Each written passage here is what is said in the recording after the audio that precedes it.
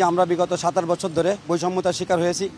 আমাদের আমির মাওলানা সাহাদ সাহেব দামাত বরকাতুহু, যিনি মাওলানা হযরত আবু বকর সিদ্দিক রাদিয়াল্লাহু আনহুর বংশধর, যিনি ইলিয়াস রহমতুল্লাহি আলাইহির বংশধর, আর প্রায় এই 100 বছর ধরে এই তবলিগের নেতৃত্ব ওই মার্কাজ থেকে হয়ে আসতেছে।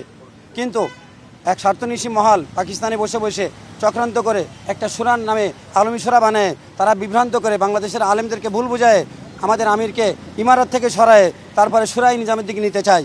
তাই আমাদের আমিরের নামে প্রায় শতাধিক মিথ্যা তহমত অপবাদ দিয়েছে, যা সম্পূর্ণ অবান্তর, অভিত্তিক।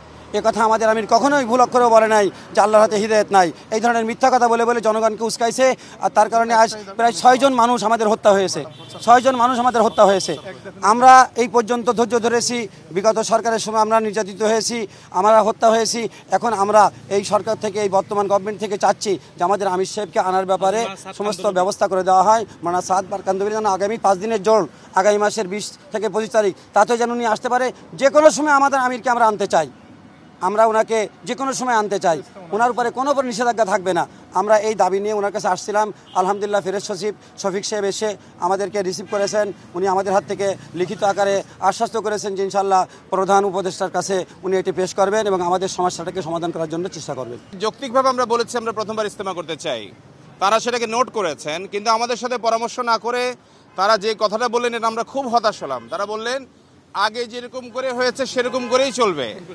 এই দেশে হাজারো মানুষ মারা গিয়ে নতুন একটা অবস্থা দেশে তৈরি হলো, একটা ডেভেলপমেন্ট তৈরি হলো, মানুষের মধ্যে একটা জাগরণ আসলো। আর এই সরকারেরই উচ্চপদস্থ এবং গুরুত্বপূর্ণ উপদেষ্টা বললেন আগে যেভাবে চলেছে সেভাবেই চলবে। আমরা ভীষণ রকম হতাশ হলাম। পরশুদিন আমরা আবার বসলাম, আমাদের কোনো দাবি দাওয়া না মেনে ঠিক আমাদেরকে পরে ইজতেমা করতে দিয়ে এবং মাওলানা সাদ সাহেব বাংলাদেশে আসতে পারবেন না জানিয়ে যখন দিলেন, তখন লোকজনকে আর সামাল দেওয়া সম্ভব হলো না। আমরা বাধ্য হয়ে মিস্টার ইউনূসের অ্যাপয়েন্টমেন্ট চেয়েছি, তার সাথেই কথা বলতে চাই। আমরা যখন বুঝেছি যে অন্য উপদেষ্টাদের দিয়ে আমাদের আসল দাবি, সত্য দাবি, ন্যায় দাবি আদায় হচ্ছে না, বাধ্য হয়ে আমরা ওনার সাথে দেখা করতে চেয়েছি।